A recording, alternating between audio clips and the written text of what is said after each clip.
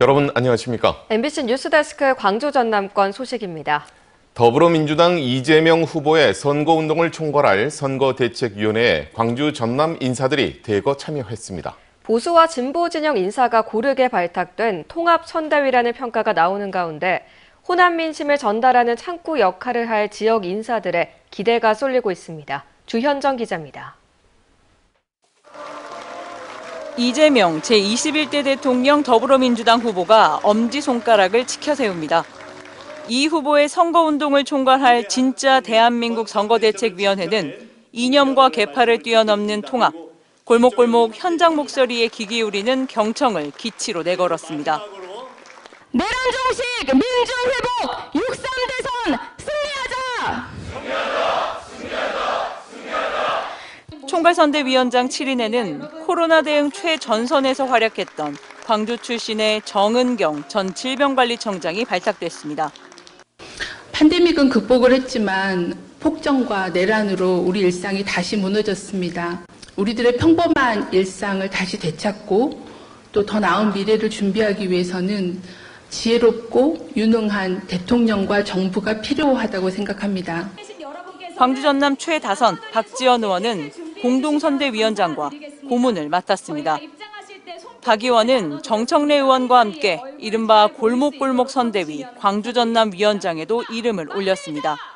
민주당 시도당 위원장인 양부남 주철현 의원과 호남권 선거를 이끄는 역할입니다. 후보께서는 경청버스를 타고 전국을 누비게 될 것입니다. 국회의원과 지역위원장, 지방의원과 당원 모두는 경청 루트를 빼곡히 채우고 한국이 세계를 주도하는 시대를 일컫는 이른바 K-이니셔티브 정책위원장은 광주 유일의 재선 의원인 민영배가 상임 총괄선대위원장 수행실장 겸 원내대책본부 부본부장직은 정진욱 의원이 수행합니다. 총괄선대 부본부장 신정훈, 먹산이즘 보육위원장 전진숙을 비롯해 광주 전남 국회의원 18명 전원도 민주당 용광로 선대위에서 뜁니다. 지역 원외 인사로는 전 민주당 최고위원으로 정진욱 의원의 배우자인 임선숙 변호사가 이재명 후보 배우자 실장으로 선임됐습니다. 호남 민심 전달 창구 역할을 할 지역 인사들이 대거 선대위에 참여하면서 지역의 현안 사업도 탄력이 기대됩니다. 세계의 AI 인재들이 몰려하는 첨단 산업 강국, 방방곡곡이 고루 발전하는 균형 발전 국가. 이런 나라, 진짜 대한민국 우리 한번 만들어봐야 되지 않겠습니까? 윤석열 파면으로 치러지는 이번 6.3 조기 대선은 5월 10일 후보자 등록을 시작으로 본선에 돌입합니다. MBC 뉴스 주현정입니다. 지역 여행업계의 경영난이 갈수록 심각해지고 있습니다. 제주항공 여객기 참사 이후에 무안국제공항이 언제 다시 운항할지 알 수 없는 데다가 광주공항 국제선 임시 유치도 막혀있기 때문입니다. 국토교통부가 오늘 발표한 공항 안전대책에도 무안공항 재운항 시기가 명확히 나오지 않아서 여행업계의 불안은 커지고 있습니다. 김초롱 기자의 보도입니다. 12.29 제주항공 여객기 참사를 계기로 국토교통부가 항공안전 전반에 대한 대책을 발표했습니다. 무안국제공항과 관련해서는 오는 8월까지 참사 당시 피해를 키운 둔덕을 없애고 방위각 시설을 부러지기 쉬운 재질로 교체한다는 내용 등이 담겼습니다. 하지만 무안공항 재개항 시기는 정확히 나오지 않았습니다. 시설 개선을 마치고 안전성 검토까지 끝나야 재운항이 가능하다는 내용만 있습니다. 국토부 관계자는 이착륙 시 활주로 남북 방향만 사용한다면 10월 말쯤 개방이 가능하고 북남까지 양방향을 쓰려면 12월 말 이후 개방이 가능하다고 보고 있습니다. 하지만 무안공항 폐쇄 기간이 수차례 연장된 터라 연말 재운항을 믿고 전세기를 유치하기엔 위약금 등 여행업계의 부담이 큽니다. 광주공항 국제선 유치가 절실한 이유입니다. 한두 달 전에도 10월 말에 뜬다고 이야기했습니다만 말로만 했지 실질적으로 움직인다든가 어떤 국토부가 발표를 해준다든가 준비를 하라든가 저희는 꼭 국제선이 광주공항에서 좀 취항해 주셨으면. 그나마 이번 국토부 발표로 광주공항 국제선 임시 유치에 대한 적극적인 논의는 가능해졌습니다. 광주공항에 이제 국제선 임시 취항을 몇 달 정도 어느 기간 동안 어느 비용을 들여서 할 수 있는지가 이제 계산이 가능하기 때문에 이 부분과 관련해서도 한번 적극적으로 좀 국토부하고 얘기를 할 생각인데 광주공항에 국제선 탑승 구역을 만들고 출입국 시설 등을 신속히 들여오는 방안도 구체적으로 제시돼야 합니다. 광주시는 국토부가 국제급 행사 등 목적이 아니면 국제선의 임시 유치는 불가능하다는 입장을 보였지만 계속 설득하겠다고 밝혔습니다.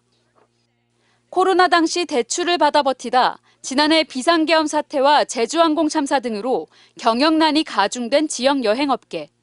이들을 위한 지원책도 함께 고민해야 할 부분입니다. MBC 뉴스 김초롱입니다. 1980년 당시 5.18 부상자들을 치료하고 시민들의 자발적인 헌혈이 이어졌던 곳입니다. 5.18 사적지인 옛 광주 적십자병원이 폐쇄된 지 11년 만에 시민들에게 개방됩니다. 천홍희 기자가 보도합니다. 1980년 5월 당시 부상당한 시민들을 헌신적으로 치료했던 옛 광주 적십자병원. 피가 부족하다는 소문에 수많은 시민들이 헌혈을 하러 병원에 몰려들기도 했습니다. 이처럼 광주 시민들의 공동체 정신을 상징하는 역사적 공간이 5.18 45주년을 맞아 시민들에게 개방됩니다. 당시 병원에서 간호사로 근무했던 박미애 씨는 아직도 5.18 때 모습을 생생히 떠올렸습니다. 환자들이 그냥 순간 밀려왔어요. 여기 응급실 근무자들로는 충당이 안 되니까 이제 각 병동에서 다 내려와서 함께 적극적으로 도왔죠. 이번에 개방되는 공간은 1층에 있는 응급실과 일부 진료 공간, 그리고 바깥에 있는 영안실과 뒷마당 등입니다. 건물 구조가 거의 변하지 않은 만큼 5.18 당시의 모습을 고스란히 간직하고 있습니다. 5.18 당시에는 3층에서 헌혈이 이루어졌던 것으로 추정되는데요. 지금은 안전상의 이유로 1층만 개방됐지만 헌혈 당시의 모습들을 이처럼 사진으로 전시하고 있습니다. 한강 작가의 소설 소년이 온다로 5.18에 대한 전국적인 관심이 높아진 만큼 광주시는 이곳을 역사문화 공간으로 조성할 계획입니다. 전문가들과 지속적으로 논의해서 이 공간이 시민들에게 돌려줄 수 있는 어떤 역사적인 공간으로 탄생할 수 있기를. 옛 광주 적십자병원 개방 행사는 다음 달 3일부터 한 달간 진행됩니다. MBC 뉴스 천홍희입니다. 목포의 한 중학교에서 집단 학교 폭력 사건이 발생했습니다.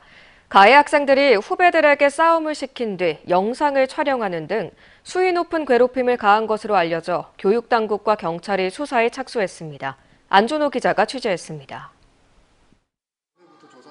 시험이 끝난 목포의 한 중학교 교실이 텅 비어 있습니다. 이 학교 학생들 사이에서 집단 학교 폭력이 발생한 건 지난 2월부터 최근까지 선배 남학생 3명이 후배 남학생 7명을 대상으로 돈을 빼앗거나 신체적 폭력을 일삼은 겁니다.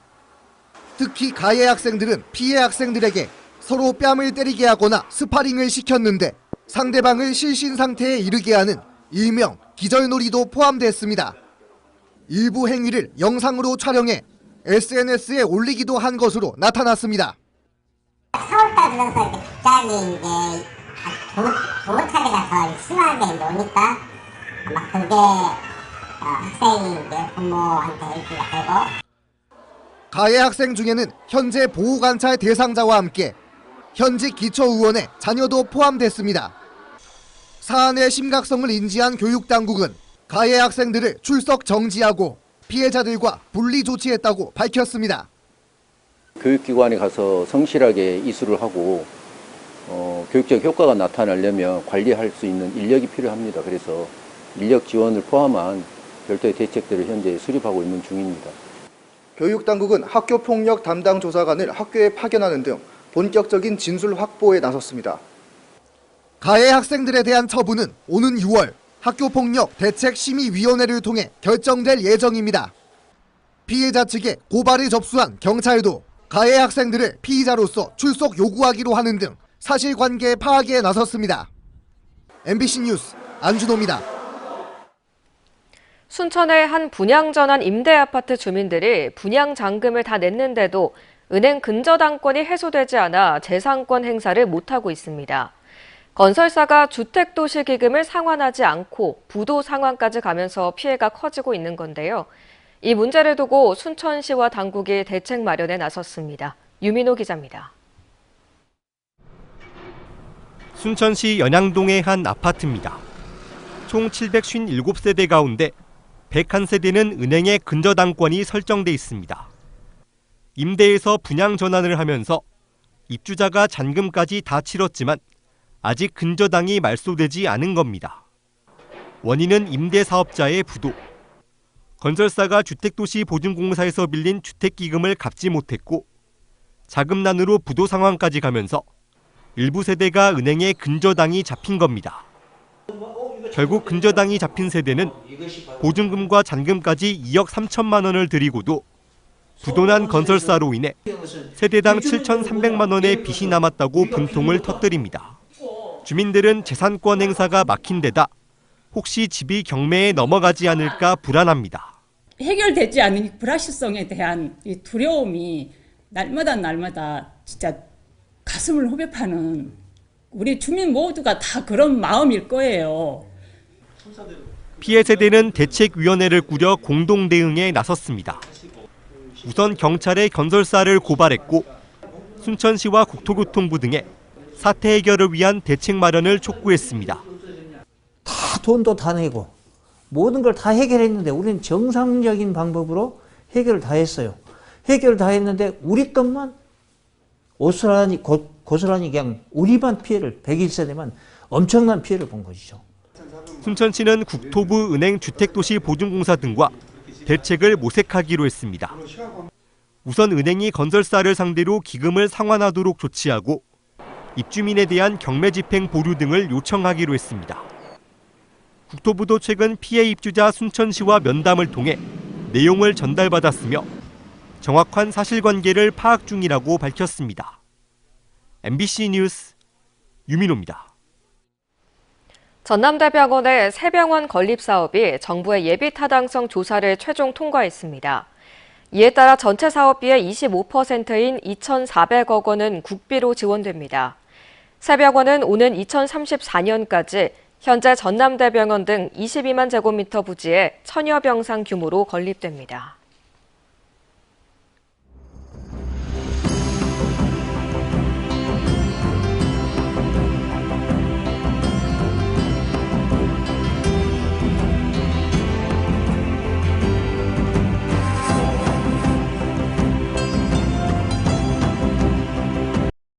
언제 어디서나 내 손 안의 뉴스. 광주 MBC 뉴스 유튜브 구독으로 함께하세요.